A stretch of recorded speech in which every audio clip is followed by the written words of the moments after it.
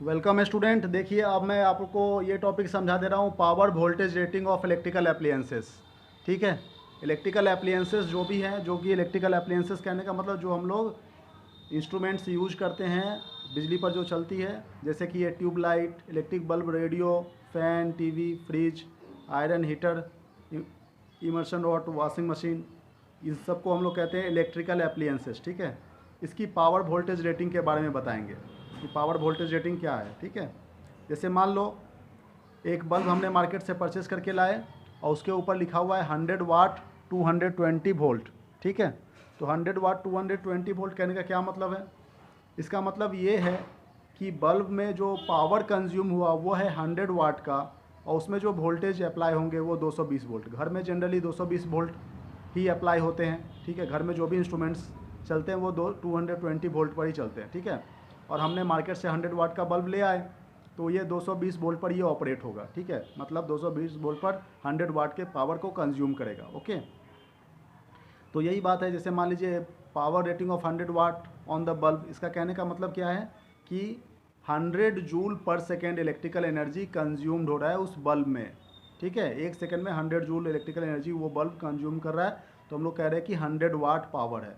इसी को ही हम लोग पावर वोल्टेज रेटिंग कह रहे हैं। ठीक है, तो जो बोल्ड कलर से लिखा हुआ है यही सिर्फ आपको लिखना है, नोट डाउन करना है। और ये टेबल आप समझ लीजिए, इसमें ये इलेक्ट्रिकल अप्लायंसेस है जिसका पावर दिया हुआ है, वोल्टेज कितना पर ये काम करेगा और कितना करंट इसमें ड्रॉन होता है। ठीक है ना, तो पावर, ये करंट ड्रॉन, ये तो हम लोग कैलकुलेट भी कर सकते हैं।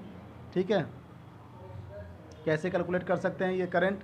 जैसे मान लीजिए इलेक्ट्रिकल इंस्ट्रूमेंट्स है, पावर दे रखा है और वोल्टेज दे रखा है। ठीक है ना, तो पावर का फॉर्मूला हम लोग क्या जानते हैं? Voltage into current. Power equal to voltage into current जानते हैं, तो करंट इक्वल टू क्या हो जाएगा? Power upon voltage. पावर 40 है और वोल्टेज है 220। इसे कैलकुलेट करेंगे, डिवाइड करके 0.18 एम्पेयर, ये आंसर आ जाएगा। ठीक है ना, यही हमने यहाँ पे लिख दिया है। मतलब इसको इससे डिवाइड करके जो आएगा वही लिख दिया गया है। ठीक है ना, इससे इसको डिवाइड करके जो होगा वो लिखा गया है यहाँ पे। ये बात समझ में आ रही है? तो देखिए जो भी वोल्टेज तो सबका 220 वोल्ट पर ही ये सारे इंस्ट्रूमेंट्स जो है वो ऑपरेट होते हैं, है कि नहीं? सारे इंस्ट्रूमेंट्स 220 वोल्ट पर ऑपरेट होते हैं। कितना करंट ड्रॉन करते हैं ये हम लोग कैलकुलेशन करके निकालेंगे।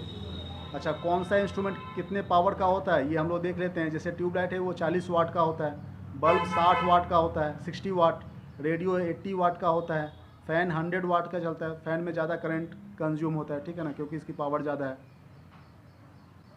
उसके बाद टीवी में और भी ज़्यादा 120 वोल्ट का होता है। रेफ्रिजरेटर, फ्रिज 150 वोल्ट का होता है। इलेक्ट्रिक आयरन 750 वाट का होता है। इलेक्ट्रिक हीटर 1000 वाट का होता है इलेक्ट्रिक हीटर। इमर्सन हीटर 1500 वाट का होता है। वॉशिंग मशीन 3000 वाट का होता है। सबसे ज़्यादा करंट जो है वो हमें कपड़े धोने के मशीन में लगाते हैं, उसमें करंट बिजली ज़्यादा खपत होती है। ठीक है ना, बिजली की बिल जो ज़्यादा आती है वो वॉशिंग मशीन से, इमर्सन रॉड से, हीटर से, आयरन से। ठीक है, फ्रिज में भी कम ही कंज्यूम होते हैं। तो इन सब चीज़ों में ज़्यादा बिजली खपत होती है, क्योंकि यहाँ देखिए करंट ये ज़्यादा कंज्यूम कर रहा है, तो बिजली का बिल भी ज़्यादा ही आएगा, है कि नहीं?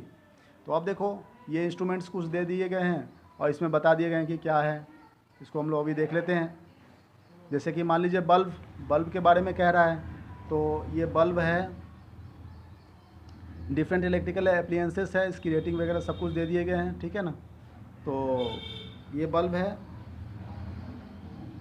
इसके बारे में हम लोग पढ़ लेते हैं अभी क्या कह रहा है। इलेक्ट्रिक बल्ब में हैव द पावर 15 वाट का, 40 वाट का, 60 वाट का, 100 वाट और इससे भी ज़्यादा वाट का बल्ब होते हैं। टीवी 150 वाट का। इलेक्ट्रिक आयरन 750 वाट का। ये ओवन, इलेक्ट्रिक हीटर जो होते हैं वो 1000 वाट का होता है, फिर 2000 वाट का भी होता है। ठीक है ना, और ये मशीन है, वॉशिंग मशीन, ये 3000 वाट का होता है। इसको हम लोग 3kW भी कहते हैं, मतलब किलो वाट भी कहते हैं। ओके, तो ये सब इलेक्ट्रिकल इंस्ट्रूमेंट्स है, देखने में ऐसे होते हैं। ठीक है, okay, thank you very much.